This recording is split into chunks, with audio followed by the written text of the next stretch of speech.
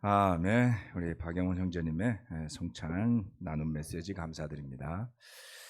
우리는 뭐 머리가 아파도 무식해가지고 뭐 어제 뭐 잘못 먹었나 이렇게 생각을 하는데, 네, 역시 차원이 다르시네요. 아, 그렇죠. 2005년도에 성경부할 때는 나이 많다고 생각했는데 참 젊었을 때였네요.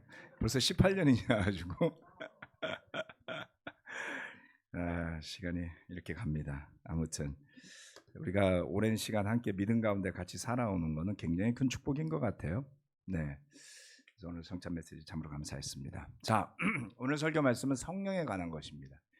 지난주에 예수님에 대한 설교를 좀 쭉 길게 나눴죠. 최근에 제가 성경 구절을 많이 보는 설교를 좀 많이 안 했었는데요. 쭉 좀 흐름을 보는 설교들이니까 쭉 따라가시면서 오늘도 성경 구절이 제법 나옵니다. 그래서 어떤 것들은 설명을 위한 거고 또 흔적을 찾아가는 거니까 그렇게 생각하시고 쭉 말씀을 따라오시면 좋을 것 같습니다. 오늘 설교의 제목은 성령이 이끄시는 선교입니다. 성령에 대해서 말씀 준비를 하다가 보니까 할 이야기가 너무 많아요. 너무 성령에 대한 이야기가 많잖아요. 그래서 그 중에 이 부분만을 조금 뽑아서 준비를 해봤습니다. 우리가 고백하는 우리 믿음의 주님은 예수님이신데 흔히 이제 성령님에 대해서도 이야기를 하죠. 그런데 성령에 관한 한 우리 교회는 좀 어떨까요? 우리 교회는 성령에 관해서 강조하는 교회고 많이 뭐 체험하는 교회고 그런 교회일까요? 그러니까 굳이 요즘 정치 용어가 제일 좋다. 진보적일까요? 보수적일까요? 네. 성령에 관한 한 상당히 우리 교회는 좀 보수적입니다. 여러 가지 이유가 있을 수 있는데요. 그게 그리스도의 교회의 역사와 무관하지가 않습니다. 그래서 어떻게 보면 우리 이제 지금 현재 뭐 ICOC라고 부를 우리 자신들을 부르는데 요즘 그 단어를 굉장히 여러 사람들이 강조하시면서 쓰시더라고요. 그런데 우리 교회의 시작은 그리스도에게 환원운동이라는 데서 시작이 됐고 그 환원운동의 시조라고 할 수 있는 그 목사님 알렉산더 캠펠, 뭐 토마스 캠펠 부자라고 부릅니다만은 이분들은 원래 장로교 목사들이셨어요. 그런데 상당히 해박하고 이성적인 분들이었습니다. 그래서 말씀을 지금 우리가 배워왔던 그런 가르침들의 근본을 준비하신 분들인데요. 그런데 기독교 교회 안에는 그렇게 이성적인 그룹만 존재하는 건 아니죠. 상당히 그 반대에 서 있는 감성을 중요하게 생각하고 성령을 무척 강조하는 교파가 있어요. 그게 여러분들 잘 아실 텐데 대한민국의 그 대표 주자가 순복음 교회입니다. 그래서 오순절파 이렇게 부르는 거 들어보셨죠? 오순절파. 그래서 영어로는 펜티코스털 이렇게 부릅니다. 오순절파 뭐 이렇게 부르는데요. 성령에 대해서 그렇게 강력하게 주장하는 교회 대표 주자라고 볼 수 있는 그 오순절파 교회들은 방언과 성령 세례를 강조하게 됩니다. 그러다가 보니까 그런 기도나 성령의 세례나 뭐 이렇게 그리고 그런 기도를 통한 기적적인 그 병고침 이런 거를 많이 강조했죠. 굳이 따지면 우리 교회는 그쪽에 좀 완전 반대편에 서 있는 느낌을 많이 주는 교회이기도 하다 이렇게 볼 수 있습니다. 그런데 교회가 세워지는 과정을 기록한 사도행전을 살펴보면 선교의 주인공은 가히 성령이라고 말한다 할지라도 그것이 과하지 않다라는 것을 알 수가 있습니다. 그래서 제가 몇 년 전에 했던 우리 사도행전 강해 설교의 내용을 보면은 그러한 부분을 많이 강조했었죠. 사도들에게 있어서 신약 교회의 시작과 복음이 배가 되어지는 교회가 늘어나고 배가 되어지는 그러한 것은 성령으로 시작해서 확장되어 가고 있다. 라고 볼 수가 있습니다. 그래서 사도행전에 나오는 사도들의 태도는 이 성령이 보여주시는 것에 대해서 매우 민감하게 반응하고 있고 겸손하게 반응하고 있다는 것을 알 수가 있습니다. 자, 오늘 첫 번째는 사도행전 16장 6절에서 8절 말씀인데요. 가로막으시는 성령입니다. 아시아에서 말씀 전하는 것을 성령이 막으심으로 그들은 부르기아와 갈라디아 지방을 거쳐가서 무시아 가까이 이르러서 비두니아로 들어가려고 하였으나 예수의 영이 그것을 허락하지 않으셨다. 그래서 그들은 무시아를 지나서 드로아에 이르렀다. 여기에 나오는 내용 중에 이제 여러분이 조금 알만한 지명도 있고 여전히 들어도 뭔 소리인지 모르는 지명들도 들어 있을 겁니다. 이 구절에서 주목하실 것은 6절 말씀에서 아시아에서 말씀 전하는 것을 성령이 막으심으로라는 거예요. 아시아에서 말씀 전하는 것을 성령이 막으심으로 그들은 부르기아와 갈라디아 지방을 거쳐가서 이렇게 이야기를 했죠. 즉 그들이 아시아로 가려고 하는 게 막혔기 때문에 그쪽이 아닌 지역으로 갔죠. 그래서 그 다음에 가려고 했던 데는 어디였냐면 비두니아라는 지역이었는데요. 이번에는 예수의 영이 이거 성령이라고 했다, 예수의 영이라고 했다, 같은 영입니다. 그것을 허락하지 않으셨다 그랬어요. 두 개가 막혔죠. 그래서 이쪽도 아니고 저쪽도 아니고 드로아로 갔습니다. 자, 이거를 지도로 보면 이렇게 생겼습니다. 보이시나요? 지도 보면 아득하시죠? 저는 예전 직업상 지도를 참 좋아했습니다. 지도를 보면 세상이 보이고 내가 가야 할 길이 보이고, 그래서 독도법을 잘했죠. 자, 여러분이 보시는 왼쪽은 바울의 2차 선교 여행 지도고요. 지금 사도행전 16장이 바로 이 내용입니다. 오른쪽에 보시는 지도는 3차 선교 여행이에요. 그래서 그냥 보시면 똑같습니다. 제 설명을 들으면 달라질 거예요. 아시아에서 말씀 전하는 것을 성령이 막았다고 했는데 바울은 여기에 보이는 안디옥이라는 도시에서 시작해서 선교 여행을 가게 됩니다. 여기까지. 자, 이 안디옥이 어디냐면 이번에 터키의 대지진이 일어난 안타키아라는 도시예요. 그래서 그 고대의 교회 유적들이 좀 많이 파괴가 되었다라고 합니다. 시리아와 터키가 같이 이 도시를, 이 지역이 지금 시리아라고 되어 있죠. 그 시절에도. 그래서 여기가 나뉘어져 있습니다. 그런데 여기 보시면 왼쪽에 아시아라고 쓰인 지역이 있죠. 아시아라고 쓰인 지역은 지금 터키는 여기 이 전체가 터키예요. 그런데 당시에는 특별히 에베소가 있는 이 지금 터키의 서남부 지역을 아시아라고 불렀습니다. 그래서 이 아시아로 가는 것을 막으시는 바람에 바울 일행은 어디로 가냐면 부르기아라는 지역을 지나가지고 위쪽으로 가고 있었는데 이번에는 어디로 가려고 그랬냐면 비두니아로 들어가려고 그랬어요. 이쪽으로 들어가는 걸 막으니까 어디로 가겠습니까? 왼쪽을 막았으니까 갈 수 있는 게 북쪽 아니면 동쪽이잖아요.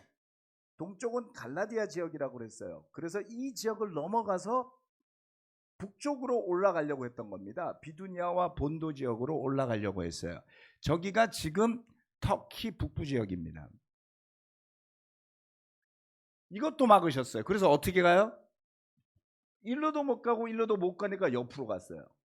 이렇게 와서 드로아라는 항구에 이르게 된 겁니다. 그런데 3차 선교 여행을 보시면 가려고 했던 아시아 지역으로 가는 것을 볼 수가 있죠. 왼쪽으로도 가지 말고, 여기는 산악 지역입니다. 북쪽으로도 가지 말아라. 그래서 그들은 왼쪽으로 못 가고 북쪽으로도 못 가고 그 왼쪽 지역을 돌아 드로아라는 지역을 가게 된 겁니다. 2차 선교여행이 굉장히 순조롭게 진행되다가 여기에서 막힌 것을 볼 수가 있죠. 성령님은 2번이나 그들의 시도를 가로막습니다. 여러분은 이런 경험이 있으십니까? 나는 좋은 의도를 가지고 복음을 위해서, 선교를 위해서, 하나님을 위해서 이렇게 하려고 하는데 한 번 막혔어요. 2번 막혔어요. 그러면 어떻게 되겠어요? 아, 틀렸다. 이거 가지 말라는 거구나. 돌아갈 가능성이 높지 않을까요? 예.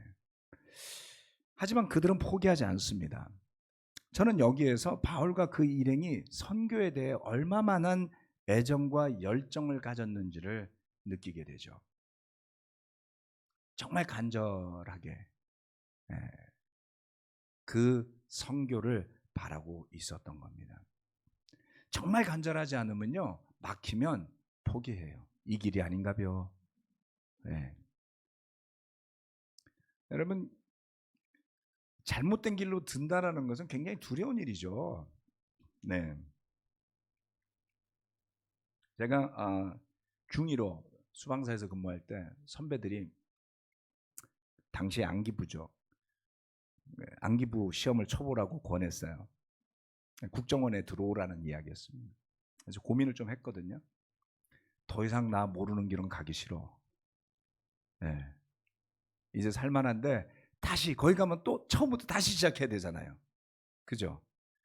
이 학교도 내가 좀 잘못 온 것 같은 느낌을 살짝 받고 있는데, 그래서 내 인생에 뭔가 꼬인 것 같은 느낌을 받는데 또다시 내가 나이가 좀 들어서 전혀 모르는 걸 시작한다? 가기가 싫었습니다. 좀 나이가 들수록 여러분 그렇게 되지 않나요? 잘못된 길을 가는 거 아니야? 라고 생각하면 허비할 시간이 많이 주어지지 않잖아요. 네. 바울 일행은 거기서 포기하지를 않고 고민을 합니다. 이쪽도 아니고 이쪽도 아니면 여긴가 보지, 이렇게. 그래서 성령이 허락한 길이 열리는데 그것은 마케도니아였습니다. 사도행전 16장 9절로 12절 말씀. 여기서 밤에 바울에게 환상이 나타났는데 마케도니아 사람 하나가 바울 앞에 서서 마케도니아로 건너와서 우리를 도와주십시오 하고 간청하였다.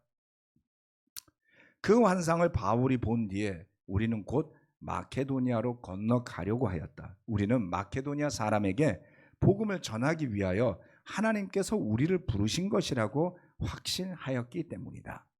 우리는 드로아에서 배로 떠나서 사모드라게로 직행하여 이튿날 네아폴리로 갔고 거기에서 빌립보에 이르렀다. 여기에서 드로아라는 단어와 빌립보라는 단어만 보시면 돼요. 밤에 그렇게 먼 여정을 돌아와서 드로아라는 지역에서 밤에 환상을 보게 되었습니다. 그랬더니 이런 얼굴이 나왔어요. 이게 마케도니아 사람들이에요. 네, 제가 검색도 막 해봤습니다. 마케도니아 사람 이렇게. 네. 남자도 있고 여자도 있고 많습니다. 아마 바울의 꿈속에 저 사람 마케도니아 사람 맞아라고 말할 수 있는 특색을 지닌 사람이 나왔던 거죠. 이 중에 한 사람 아닐까요? 네. 이 중에 한 얼굴이 바울에게 나타나서 간청을 했어요. 마케도니아로 건너와서 우리를 도와주십시오. 여러분, 뜻하는 대로 일이 되지 않는데 그들이 이어간 여정을 한 줄로 쓰여 있지만 잘 살펴보면 그건 정말 대단한 여정이에요. 왠지 아십니까? 바울 사도가 여기에서부터 여기까지 갔던 여정을 다 찍어보면요, 얼추 1000km가 넘습니다. 안디옥에서 출발해서 그들이 갔던 선교의 여정이 한 1000km 가까이 되거든요. 물론 여기서 벌써 몇백 킬로는 왔죠. 이 정도까지. 그렇지만 여전히 남은 여정이 굉장히 먼 거리입니다. 직선 거리로 보면 그 1000km가 넘는 거리는 어디냐면 부산에서부터 심양이라는 중국 도시를 건너서 이 정도까지 가야 돼요. 여기 뭐가 있는지도 모르겠어요. 도시 이름을 봤는데 제가 아는 도시가 아니더라고요. 장춘이라는 데 좀 들어보셨죠? 옛날 독립운동 할 때 독립운동 투사들이 가 있었던 도시. 심양이라는 도시. 뭐 길림성 뭐 어쩌고 저쩌고 이렇게 있습니다. 여기까지 걸어가 보셨어요? 안 해보셨죠? 저는 많이 걸어 다녀 봤거든요. 1000km를 계산하면요, 하루에 30km를 걷는다고 계산했을 때 30일이 넘습니다. 하루도 안 쉬고. 여러분 하루에 30km 걸어보신 적 있으세요? 하루는 둘째치고 30km를 안 쉬고 걸어보신 적 대부분 없죠. 20대 초반에 젊은 군인들이 아주 빠른 속도로 걸으면 1시간에 5km 내지 4km 걷습니다. 5km 걸으려면요, 진짜 숨이 턱에 찰 정도로 빨리 가셔야 돼요. 보통 천천히 뛰면 6km예요. 천천히 뛰면 6km니까 시간당 5km. 그런데 1시간당 10분간 휴식해야 되니까 실제로 1시간 행군을 5km 걸으려면 거의 시속 6km로 가야지 돼요. 정말 바쁘게 갑니다. 그런데 30km면요, 풀로 6시간이에요. 5km로 안 쉬고 6시간. 쉬는 거 계산하면 8시간이죠.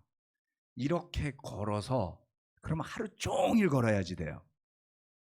산이 있으면 느려지겠죠. 오르막길에서 느려지고, 길이 좋지 않으면 또 속도가 느려집니다. 제가 말씀드린 거는요, 탄탄대로를 걷는 걸 이야기하는 거예요. 30일을 넘는 시간 동안 안 쉬고 걸어야 하는 거리를 간 겁니다. 한 열흘은 갔다고 치더라도 나머지 20 며칠을 이쪽이 막히는 바람에 한 열흘 걷고, 저쪽이 막히는 바람에 한 15일 걷고, 이렇게 했던 거죠. 혼자 간 게 아니잖아요. 바울이 일행이 있었잖아요. 일행을 데리고 먼 거리를 가는데 이 길이 아닌가 봐. 한번 해보세요. 어떤 일이 벌어지나. 가족을 데리고 여행을 가는데요, 뭐 하나 잘못 일어나면요 굉장히 시끄럽습니다. 불신이 많아지고요, 차 속에서 말도 많고요, 식당 하나 실패해도요 불만이 많아요. 그런데 몇백 킬로를 갔더니 이 길이 아닌가 봐. 성령이 막으시네. 또 몇백 킬로를 갔어요. 얼마나 진이 빠지겠습니까? 그렇죠? 인간성의 바닥이 나와요. 그때쯤 되면.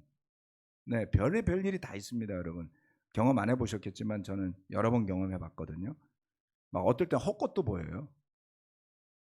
피곤하니까 한밤중에도 걷잖아요. 물론 바울이 밤에 걸었는지 모르지만 막 걷다 보면 막 환청도 들리고요. 정말 그렇습니다. 제가 100km를 걸을 때 안 자고 한 3일을 걸었더니 마지막에는 정말 별의별 게 다 느껴지더라고요. 성령이 2번이나 가로막았는데, 하지만 그들의 믿음은 그것을 인내해내지요. 삶이 힘드시다고 느끼십니까? 30km씩 일주일만 걸어보십시오. 휴가를 내셔서. 뭐 산티아고까지 안 가셔도 좋아요. 속초에서부터 저 밑에 포항까지만 한번 걸어보십시오. 깨달음이 오실 겁니다.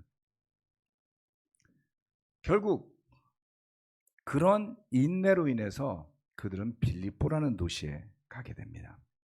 빌립보서 1장 3절로 6절 말씀. 나는 여러분을 생각할 때마다 나의 하나님께 감사를 드립니다. 내가 기도할 때마다 여러분 모두를 위하여 늘 기쁜 마음으로 간구합니다. 여러분이 첫날부터 지금까지 복음을 전하는 일에 동참하고 있기 때문입니다. 선한 일을 여러분 가운데서 시작하신 분께서 그리스도 예수의 날까지 그 일을 완성하시리라고 나는 확신합니다. 조금 전에 지도를 한번 더 돌아가 볼까요? 자, 마케도니아라는 이름이 여러분 들어도 감이 잘 안 오시잖아요. 여러분 들어도 감이 안 오실 거예요. 중국, 일본은 알죠. 그런데 라오스 그러면 좀 어딘지 잘 모르시잖아요. 하물며 마케도니아는 더 멀지요. 마케도니아는 여기에 보면 지금으로 치면 북그리스입니다. 북그리스. 지금은 마케도니아라는 나라가 또 있어요. 예, 그래서 그 마케도니아라는 나라와 그리스가 사이가 안 좋아요. 예.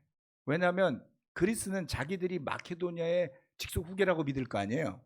마케도니아 사람은 그 마케도니아라는 나라가 지금은 계속 마케도니아라는 이름을 쓴 거죠. 자, 그래서 여기 보시면 마케도니아라고 써놨죠. 여기는 지금 그리스고요. 지금 마케도니아라는 나라는 요 위쪽에 조그맣게 있습니다. 북유럽에서 가장 가난한 나라라고, 동유럽에서 가장 가난한 나라라고 부르더라고요. 마케도니아. 그리고 그리스 남쪽 지역을 아가야 지방이라고 부릅니다. 빌립보라는 도시는 이 마케도니아 지방의 가장 끝에 위치해 있는 그런 도시였어요. 네. 무역도 많이 발달해 있었고 그런 도시였죠. 마케도니아, 아가야. 자, 빌립보 교회에 대해서 바울은 서신서 초반에 이렇게 언급을 하고 있습니다. 모든 교회가 사도 바울에게는 특별하겠지만 이 빌립보 교회를 생각하면서 감사를 드리는데 늘 기쁜 마음으로 간구한대요. 왜냐하면 그 빌립보 교회 형제 자매들이 첫날부터 지금까지 복음을 전하는 일에 동참하고 있기 때문입니다. 이 표현은 빌립보에만 있어요. 바울이 감사를 드립니다. 여러분을 위해서 기도합니다. 이런 표현은 서신서에 많이 나와 있어요. 그런데 첫날부터, 즉 사도 바울이 복음을 전한 첫날부터 지금까지 복음을 전하는 일에 동참하고 있다고 말하는 교회는 빌립보밖에 없습니다. 갈라디아서를 읽어보면 갈라디아서 십자가 이야기도 많이 나오는데요. 갈라디아서는 율법주의에 대한 경고를 강하게 하고 있죠. 갈라디아서 1장은 뭐라고 말하냐면 여러분이 들었던 복음에서 떠나서 이렇게 이야기합니다. 벌써 갈라디아 사람들은 복음에서 떠나가지고 율법주의로 막 가고 있었어요. 데살로니가 교회는 굉장히 애정을 많이 주었는데 부활에 대한 잘못된 가르침 때문에 혼동이 있었던 것을 알 수가 있습니다. 우리가 잘 알다시피 고린도 교회는 어땠습니까? 정말 우리 죄의 집합소 같은 느낌이죠. 분열도 있었죠. 음행도 있었죠. 성도 간의 소송도 있었죠. 심지어는 사도 바울의 사도직에 대해서 의심하고 있었어요. 바울이 제일 공들였던 교회가 그래요. 그렇죠? 그래서 종종 여러분 우리 목회자들에 대해서 어떤 교회가 태도를 가질 때 너무 이상하게 생각하지 마세요. 사도 바울도 자기가 정말 쎄빠지게 고생해서 세운 교회에서 정말 쎄빠지게 세운 교회 맞아요. 좀 이따 부연 설명해 드릴게요.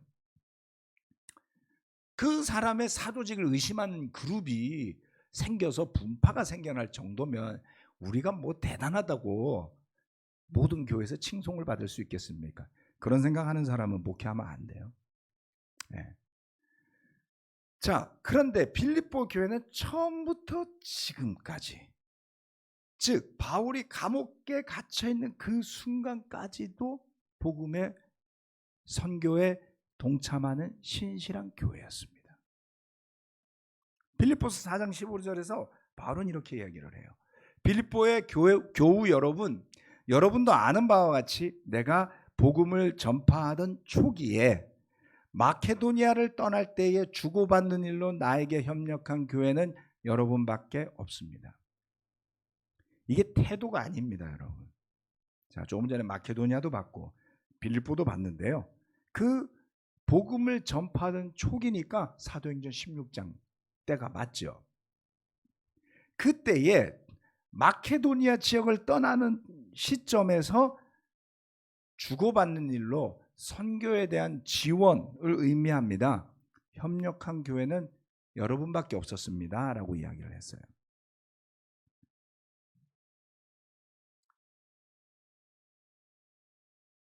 자, 그 마케도니아 지역, 그 다음 그 밑으로 내려서 아테네와 고린도로 갔을 때 상황을 알 수 있는 구절이 사도행전 18장에 나옵니다. 아가야 지방에서 분투하던 바울입니다. 그 뒤에 바울은 18장 1절이죠. 아까 16장 2장이 더 지났으니까 돌아왔습니다. 그 뒤에 바울은 아테네를 떠나서 고린도로 갔다. 거기서 그는 본도 태생인 아굴라라는 유대 사람을 만났다. 아굴라는 클라우디오 황제가 모든 유대 사람에게 로마를 떠나라는 칙령을 내렸기 때문에 얼마 전에 그의 아내 브리스길라와 함께 이탈리아에서 온 사람이다. 바울은 그들을 찾아갔는데 생업이 서로 같으므로 바울은 그들 집에 묵으면서 함께 일을 하였다. 그들의 직업은 천막을 만드는 일이었다. 바울은 안식일마다 회당에서 토론을 벌이고 유대 사람과 그리스 사람을 설득하려 하였다. 실라와 디모데가, 여기를 주목해서 보셔야 돼요. 실라와 디모데가 마케도니아에서 내려온 뒤로는 바울은 오직 말씀을 전하는 일에만 힘을 쓰고 예수가 그리스도이심을 유대 사람에게 밝혀 증언하였다. 그 전까지 바울은 뭘 했죠? 고린도 교회에 와서는 아굴라라는 사람과 같이, 그쵸? 그들 집에서 알바를 했던 거예요. 그들이 천막을 만드는 일을 하고 있었고 바울도 같은 기술을 가지고 있었어요. 그래서 바울은 뭐를 했냐면 평소에는 그들의 집에 묵으면서 월세를 냈는지 아니면 무료로 살게 해줬는지 모르지만 아무튼 일은 같이 하면서 천막을 만들고 안식일이 되면 회당에서 토론하고 유대 사람과 그리스 사람을 설득하려 했다. 설득이 뭐예요? 성경 말씀을 가르치려고 했던 거죠. 구약 성경 말씀을 가지고 예수님이 메시아임을 증언하려고 노력했던 거예요.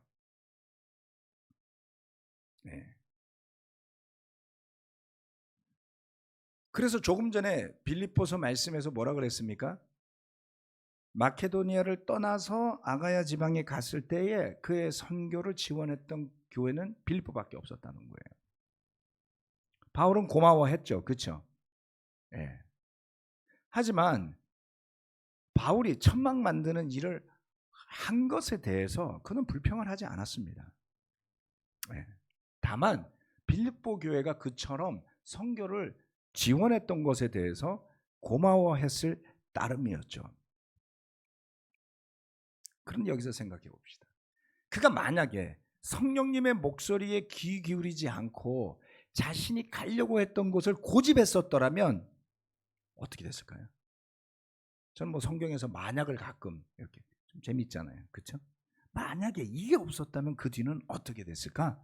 이렇게 생각해 보는 거죠. 성경에 나오는 예언자 중에서 하나님이 가라는 데로 안 가고 딴 데 갔던 사람 있잖아요. 대표 요나. 어떻게 돼요? 물고기 뱃속에 들어가잖아요. 하나님이 가라는 데로 안 가니까 물고기 뱃속에 들어간단 말이에요. 정말 뭐 이건 추정이지만 빌립보 교회를 세우지 않았더라면 바울은 그의 말년에 이렇게 고마움을 전할 교회조차 없지 않았을까요? 모든 교회가 다 빌립보 교회 같지도 않았고요. 모든 교회가 다 고린도 교회 같지도 않았습니다. 여러분이 아셔야 돼요. 어떻게 모든 교회가 같습니까? 우리가 맥도날드입니까? 맥도날드도 가보면 어떤 집은 맛있고 어떤 집은 맛이 없어요. 점장 따라 조금 달라지는 것 같아요. 우리가 우리 RCOC 교회라는 아이덴티티를 빌드업을 하면서 형제 자매들에게 좀 잘못된 것을 가르쳤어요. 모든 교회가 똑같아야 된다. 복음은 같습니다만 교회마다 문화가 다릅니다. 당연히 다를 수밖에 없죠. 지역이 다르고 나라가 다르고 문화가 다른데 어떻게 같을 수 있겠어요? 형제 자매 여러분들이 그것을 피부로 많이 느끼셨는지 모르지만 저는 목사 안수를 동경교회에서 받았습니다. 6년을 그곳에서 지내봤고요. 또 한국에서 다시 돌아와서 느꼈을 때 이질감이 컸어요. 제가 떠날 때 서울교회는 한 200여 명밖에 안 됐었고요. 갔다 오니까 1300명이에요. 굉장히 달랐습니다. 문화도 달라져 있었고 분위기도 달라져 있었고 관계도 달라져 있었어요. 6년 전에 봤던 사람들이 아니었습니다.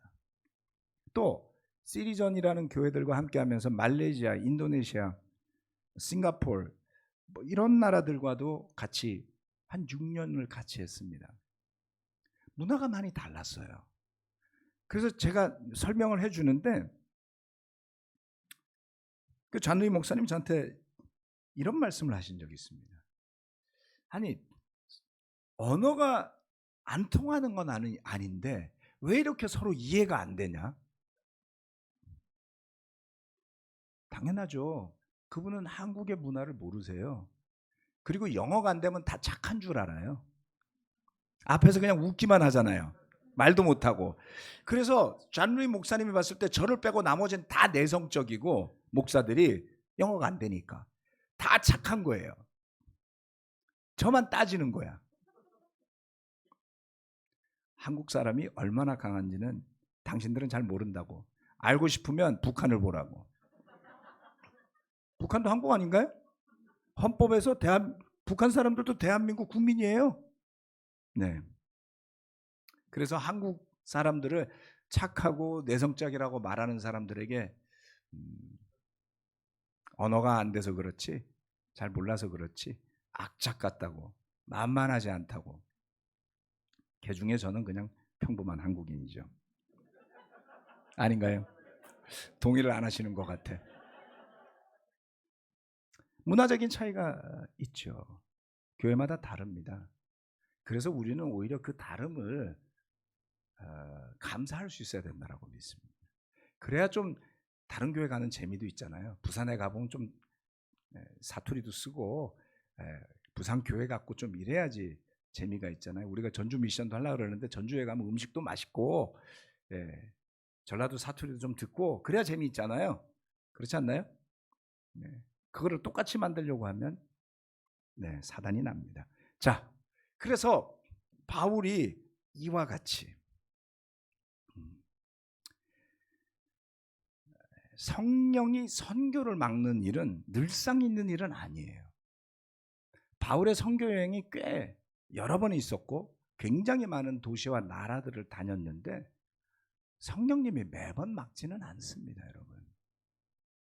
하지만 결정적 순간에 그 바울과 그의 선교팀은 인간적 해석 또는 각자의 견해에 얽매이지 않았고 성령님의 인도하심을 따라가는 모습을 보여주었죠.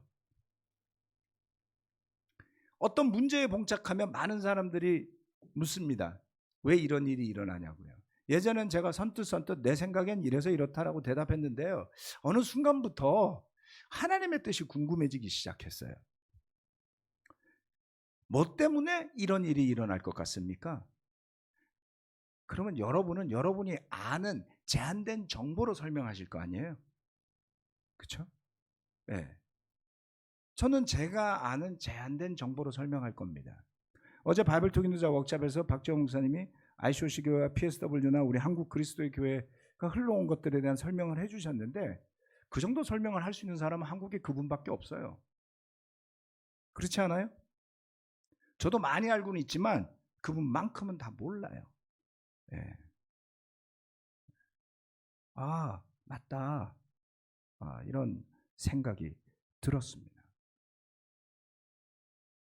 그런데 그분도 왜 이런 일이 일어나는지를 다 설명하지 않습니다. 알았으면 이렇게 안 하셨겠죠. 알았으면 미리 찔러놓고 막아놓고 뭐 했겠죠. 우리는 그렇지 않습니다. 그러면 성령님은 도대체 어디에 계시고 지금 뭐를 하시고 우리 형제자매들은 또 다른 목회자들은 그 성령님의 목소리를 뭐라고 해석하는지가 중요하겠죠. 그래서 명확하게 하나님의 뜻이 보이지 않을 때 함부로 경거망동하면 죄밖에 짓는 일이 없습니다. 아니면 물고기 뱃속을 들어가든지요. 바울은 이렇게 이야기합니다. 나는 모든 것을 할 수 있습니다. 제가 점점점을 붙여놨어요. 빌립보서 4장 12절로 14절 말씀입니다. 조금 전에 봤던 빌립보서 4장 15절 말씀에서 바울이 첫날부터 지금까지 도와왔던 그 빌립보 교회, 특별히 마케도니아에서 자신을 도와줬던 빌립보 교회에 대해서 고마움을 표현했는데 그 위에 바로 이 구절들이 있습니다. 아주 유명한 구절이죠. 배경이 있는 거예요, 이 구절이. 잘 보면 빌립보서 4장 12절로 14절 말씀. 나는 비천하게 살 줄도 알고 풍족하게 살 줄도 압니다.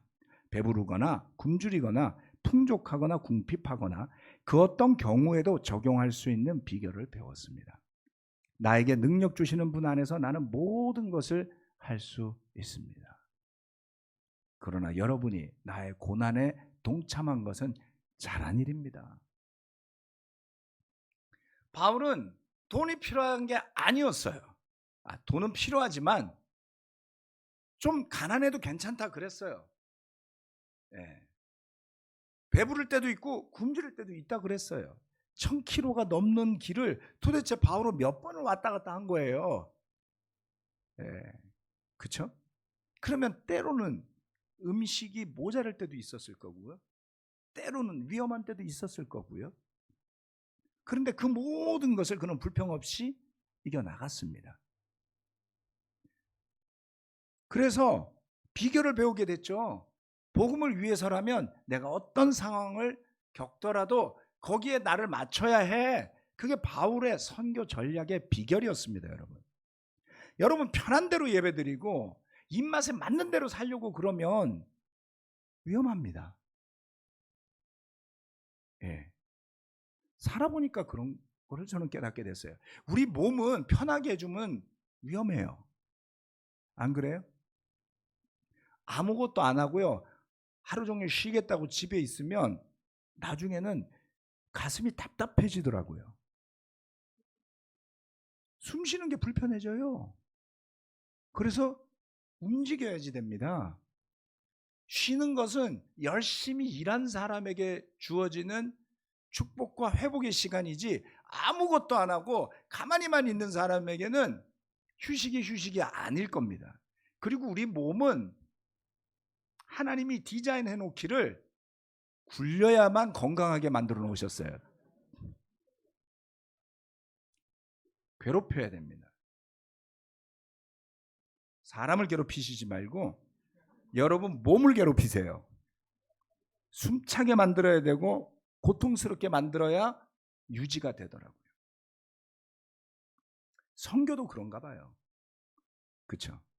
편하게, 좋게 그렇게 가고 싶은 유혹이 얼마나 많아요? 단 거 먹으면 기분 좋아지잖아요. 단 거 계속 먹으면 뭐가 옵니까? 당뇨가 옵니다. 나이가 들면서 아직 젊지만 탄수화물이 맛있다라는 걸 느끼기 시작을 했어요, 제가. 그걸 여태 몰랐단 말이에요. 제가 철이 없습니다. 탄수화물이 맛있게 느껴지니까 체중이 느는 게 멈추지를 않아요. 그러니까 이런 거죠. 이거 맛있는데? 이거 맛있는데? 이거 맨날 맛있는데? 이렇게 가다가 큰일 나겠다 싶어서 제가 탄수화물도 조금 줄이고 있습니다. 네. 체중 관리가 그렇게 쉬웠는데 옛날 같지가 않더라고요. 영적으로도 그런 것 같습니다. 너무 풍족하기만 바라지 마십시오. 때로는 좀 굶주리고요. 때로는 좀 궁핍할 겁니다. 하지만 믿음 안에서 그 모든 것에 적용할 수 있는 비결을 배우고 나면 바울처럼 이렇게 말할 수 있지 않을까요? 나는 모든 것을 할 수 있습니다. 나에게 능력 주시는 분 안에서, 성령의 인도하심 안에서.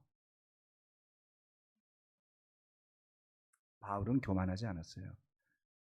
나는 모든 것을 할 수 있습니다 라는 말만 들으면 얼마나 교만하게 느껴질까요? 자신감이 만만한 사람으로 보이십니까? 바울은 이런 말을 거리낌 없이 할 수 있었습니다.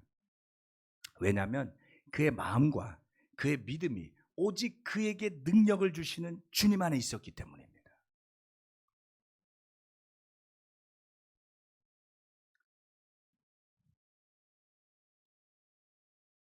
제가 목회를 하던 초창기에 제가 도와주던 전도사로 계시던 분이 어느 날 설교를 준비를 하시면서 질문을 했어요. 요즘에 우리 교회에 이런 분들이 있어서 제가 이런 설교를 해야 되겠습니다. 들어보니까 좀 치우친 설교 같았어요. 몇 사람이나 그래? 그랬더니 한 두세 사람이 그랬대요. 몇백 명 중에 두세 사람 그렇다고 그러면 나머지 290 몇 명은 상관도 없는 설교를 들으라는 거예요.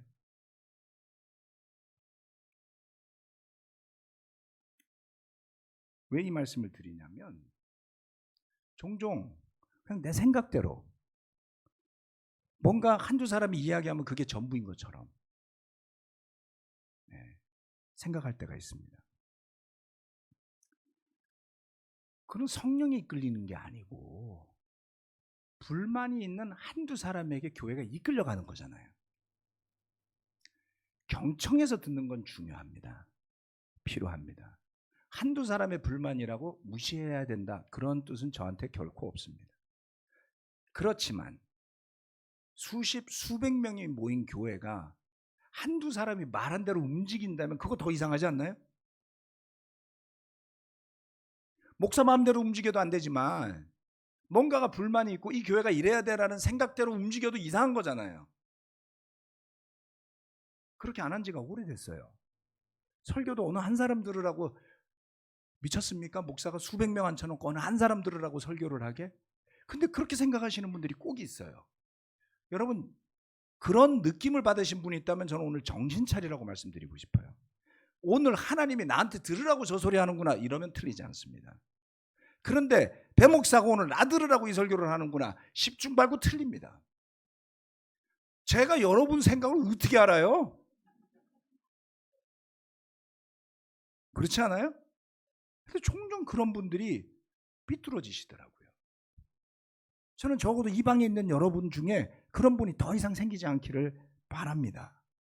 성령님이 이끄시는 길을 찾으려고 고민하고 기도하고 노력해야만 해요. 가족 안에서 가족이 3명이건 4명이건 5명이건 6명이건 그 가족들의 의견을 들으려고 노력하셔야 되잖아요. 바이블톡으로 모인다면 10명이건 20명이건 서로 들으려고 노력해야 화목한 바이블톡이 되실 거 아니에요. 100명, 200명이 되는 교회가 서로 들으려고 노력 안 하면 교회가 아수라장이 되는 겁니다. 그럼 다 서로 들으려면 어렵죠. 아무 일도 안 될 수가 있잖아요. 그런다고 누가 뭐라고 합니까? 교회가 매출 올려야 되는 집단입니까? 우리 들을 수 있어야지 돼요. 예. 그리고 더 중요한 건 서로의 목소리 뒤에 있는 성령님의 이끄심을 들으려고 해야 됩니다. 그래야 성령님이 이끄시는 선교가 일어나는 거예요. 종종 멈춰서서 저는 생각해 봅니다. 이건 내가 하고 싶은 거야? 아니면 하나님이 하라고 하는 거야? 그렇죠? 제가 생각하는 대로 사람들이 맞다고 생각하고 동의해서 갈 때는 저는 조금씩 겁이 나요. 그런 지가 오래됐어요. 그런데 저는 이게 정말 맞는 것 같은데 인도자 그룹이 그거 아닌 것 같은데요. 그래서 그쪽으로 가면 훨씬 마음이 편해요. 왜요? 제가 다른 인도자 그룹을 두려워해서가 아닙니다. 종종 성령님이 깨닫게 해주시기 때문에 그래요. 제가 다른 외국에 있는 인도자들과도 만날 때에도 늘 잣대로 삼는 게 있습니다. 교제하고 만나는 순간에 어떤 영혼의 울림이 있어야 돼요. 선수가 선수를 만나는 거잖아요. 선수라고 표현하면 좀 이상한가요? 수십 년 목회했으면 프로잖아요. 프로끼리 만나서 적어도 내가 고민해보지 못했거나 생각해보지 못했거나 아니면 경험한 만큼의 뭔가가 우러나와야 저한테 울림이 있거든요. 저는 그런 분을 만나면 굉장히 기뻐요. 그리고 계속 배우고 싶습니다. 그런 것이 없으면 좋은 친구가 되면 되잖아요. 그렇지 않아요? 예.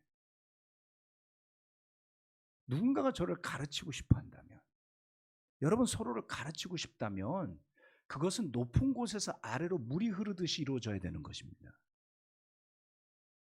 성령님의 인도하심도 그와 같아요. 성령님이 어떤 만남을 통해서 어떤 배움이 있게 하실 때 거기에는 기쁨이 있을 겁니다.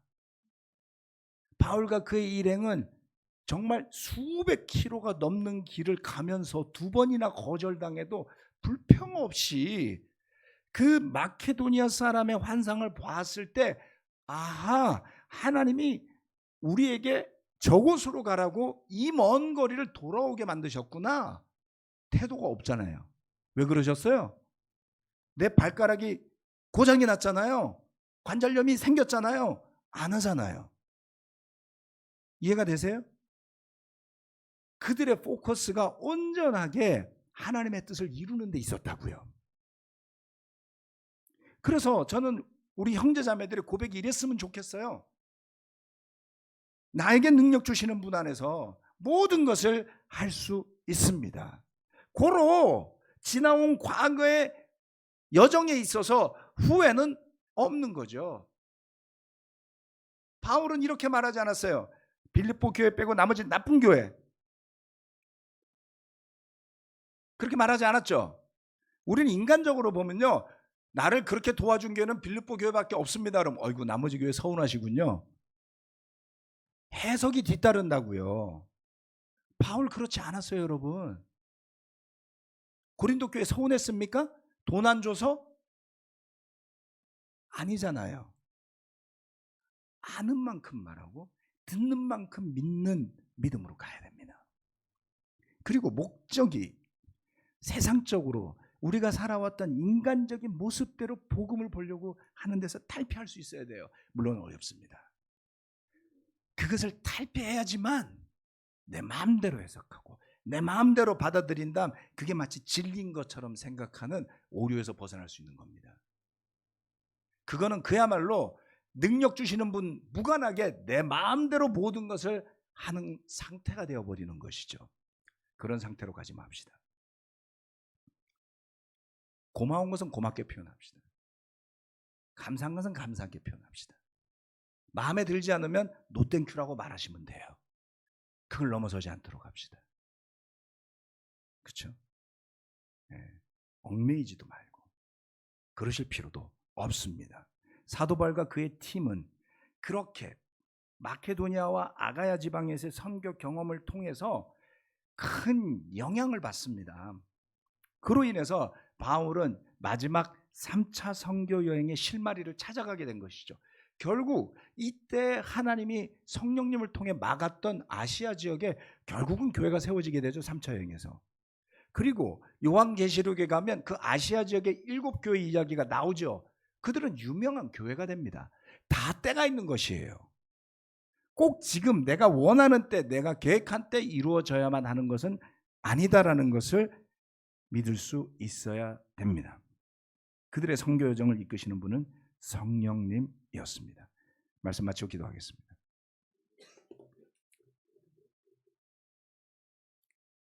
그러나 여러분이 나의 고난에 동참한 것은 잘한 일입니다. 바울은 감사를 표현할 때 주저하지 않았습니다. 다른 교회들의 눈치를 보지도 않습니다. 하나님, 누군가에게 우리가 감사할 수 있다면 방해받지 않고 그 감사가 표현되게 해주세요. 그리고 부족하고 무능하고 실패하고 엎어지고 넘어지지만 사도 바울의 영혼 깊숙한 곳에 그는 너무나 강렬한 염원을 가지고 살았다는 것을 느끼게 됩니다. 그것은 주님이신 예수 그리스도를 위한 것이었고, 그것은 그가 조상 때로부터 믿어왔던 아브라함의 하나님, 이삭의 하나님, 야곱의 하나님, 모세의 하나님께서 구원을 위해 주시는 메시지임을 믿었기 때문에 그의 관심은 온통 거기에 가 있었음을 볼 수 있습니다. 비록 우리가 이 세상에서 발붙이고 살아가야 하지만 우리의 관심이 그처럼 성령님이 이끄시는 선교에 가 있도록 도와주셔서 빌립보 교회처럼 바울의 선교팀처럼 시작부터 끝까지 협력하는 교회로 거듭날 수 있다면 얼마나 복된 일일까요? 그러한 것을 꿈꾸며 우리 믿음의 선교의 여정도 바울의 고백처럼 능력 주시는 분 안에서 모든 것을 할 수 있는 믿음으로 거듭나도록 저를 축복하여 주시길 간절히 바라며 예수 그리스도 이름으로 기도합니다. 아멘. 마치겠습니다.